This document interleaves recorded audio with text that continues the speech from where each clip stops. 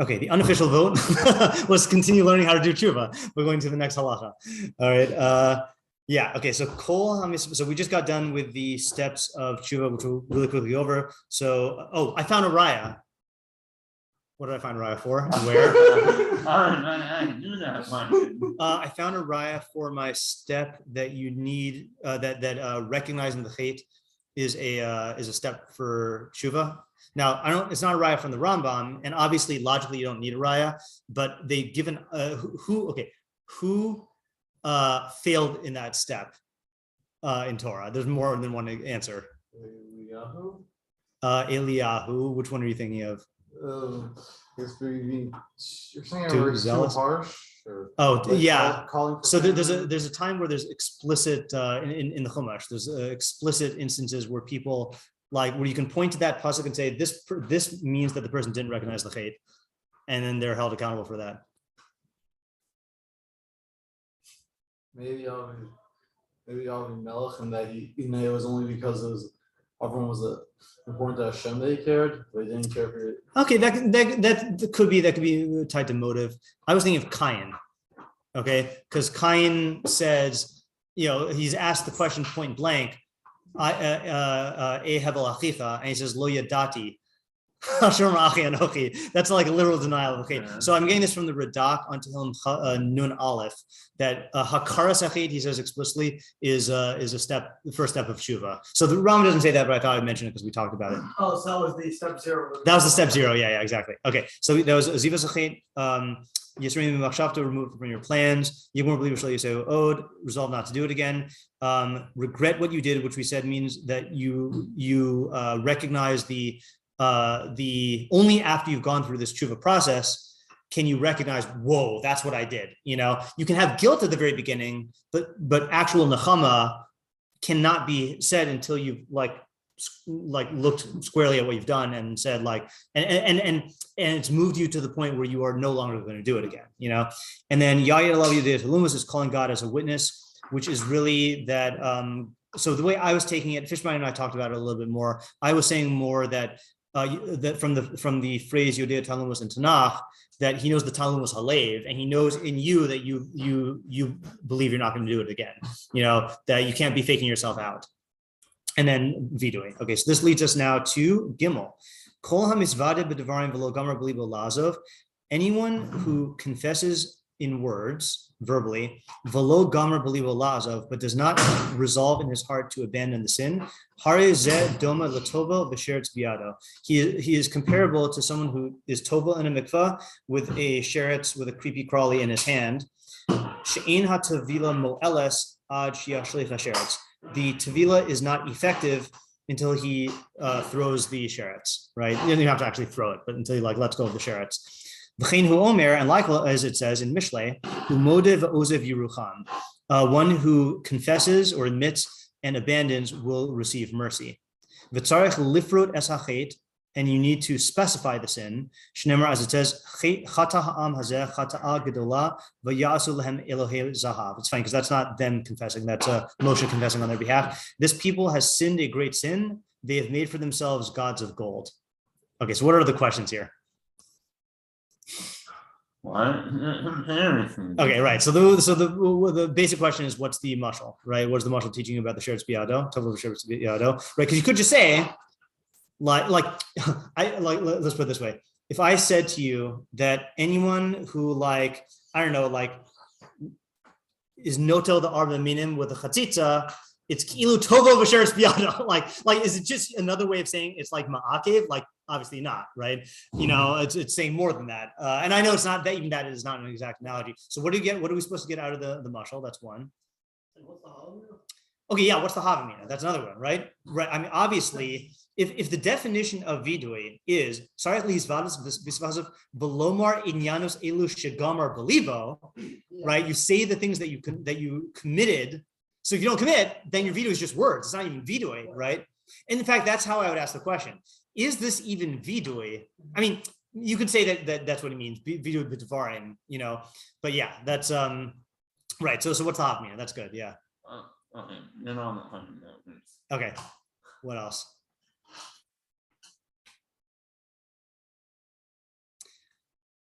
I think there's a classic question when you ask whenever someone brings two rayas, Oh. namely, why do you need both, right? In other words, it seems like we made a pretty good argument why doing vidui without tshuva is not sufficient, right?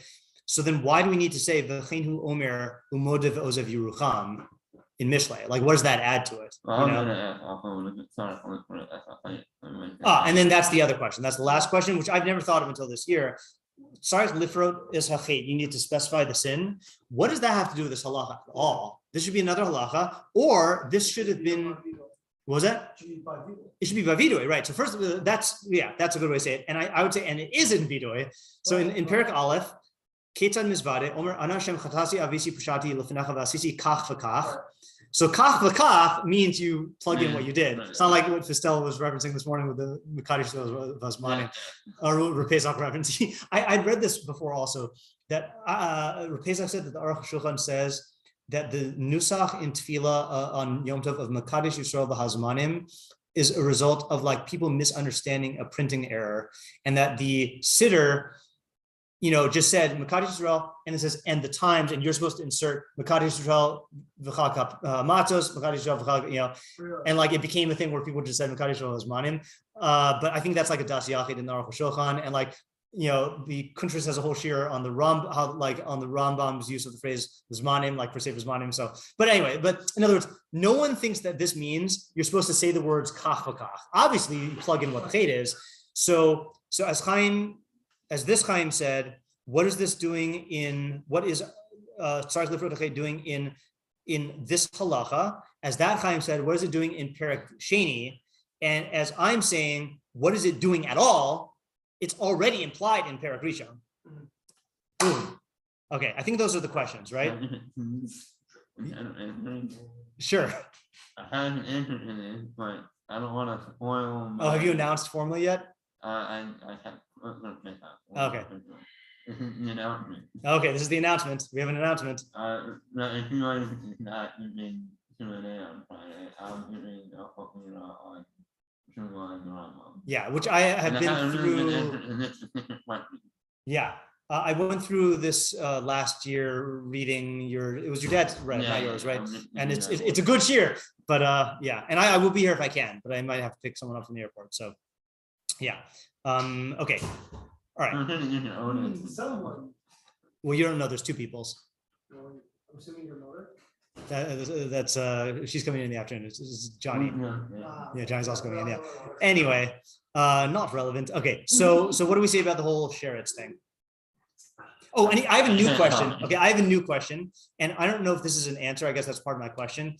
Is there is a phenomenon in the Rambam that one of the many reasons that I love the Rambam is, especially in the Mishnah Torah, is he is expecting you to cross-reference other areas where he talks about similar things, right? So it happens to be that there is, we're familiar, I think, with the Rambam by Shofar, that Afapish, even though it's a Gezeres HaKasuv, Remez Yeshbo. Right, that even though the shofar is like a Gezeres HaKasuv, just like an edict, there's an allusion in it, right? And that's where it says, wake up, you sleepers from your sleep. So there's another famous case where he says Remez Yeshbo. I think it's the only other one. When I guess. No. In my mind, there's three cases, but I'm pretty sure, but I only remember this one other one. In mikvah. Okay, right. So let's just look there. And I've never actually thought about this in conjunction. Is, we're already using mikvah in our halacha as a mashal, right? Mikvah with the sheretz. So it's not crazy to say that this is related. But either way, you'll get a good Rambam at the end of mikvahs. Oh, and I was telling this to someone last week. In case, for those who don't know, I said this, I know in Rambam Bekius in the past. Rambam does he doesn't need me to say this, but he does a very skillful job of weaving in just enough of a fundamental idea in Tamei HaMitzvos for you to extract all the stuff you need on your own, And where does he put Tamei HaMitzvos? At the end of sections. So he'll put it at the end, and not every section, but at the end of, let's say, Yeah, tzitzis, he'll put something that has to do with Tamei Mitzvos tzitzis, right? And at the end of brachos, he'll put something there. At the end of Sparim, he'll usually put something that is a Tam HaMitzvah for the entire Sefer, and often is a bridge to the next Sefer. Okay, that's another thing that is just good to know. So this is mikvahos, which is at the end of Tahara, going into I never know how to pronounce it. Nizkin. Mm-hmm. I don't think he holds nizikim. Oh, I don't know, whatever it is. Yeah. So Rambam says like this at the end. So he says, Davar barur v'galui. This is in mikvahos Yud Aleph Yud Beis. Davar galu barur v'galui. It is a clear and evident matter. Tumos v'hataros gezeres hakasuvein. That halachic impurities are a scriptural decree. V'enam midvarim shadatos adam machras osan, and they're not among the things that are obligated or compelled by the human intellect. Like you don't just naturally like guard against tumah and tara. V'hari hein bichlal chukim. They're included in the chukim. Okay, what's the difference between chukim and gezeres kasav? I have no idea. V'chein, so too, hatevila min hatmeos, or tumos, tmei. Should say two. I don't know. Michlal chukim he. It is included in the chukim. She'ena tuma tit otsoa shetavor b'mayim, because tuma is not like dirt or filth that can be removed in water. We can't wash off halachic tuma, right? Ella gezeres kasav. Rather, it's a scriptural decree. V'hadavar tali b'kavanas alev, and the matter is dependent on the intention of the mind. Okay, this part actually might be important. L'fikach, therefore. Amru chachamim tava v'lehuchzak ilu lo tava. That's why the chachamim say if you were tova and you weren't huchzak. Now I don't know how to capture the nuance in huchzak here, but plain pshat, if you don't have kavana to be tahor, then you're not tahor. Okay. So then he said, here's where he says the thing. The alpha pichein remez yesh b'davar. Nevertheless, there is an allusion in the institution of tefillah. Okay. In other words, even though it doesn't actually wash off your tumah, there is an idea alluded to. Kishem shamachavin libo l'taher. Kivin shetavel tahar, just like someone who intends in his mind to be purified, once he does tefillah, then he becomes pure. Even though nothing changed in his body, so too someone who intends to purify his soul from the tuma of souls, shehein machshavos ha'aven v'deos haraos, which are thoughts of iniquity, which we saw in Hilchos Teshuvah. Right, that's in the second step of Tshuva, videos raos, and bad character traits. Okay, for lack of a better translation. Once he consents or agrees in his mind to separate from these counsels, these stratagems, now here we have to Girsa thing, and he immerses his soul in the water of.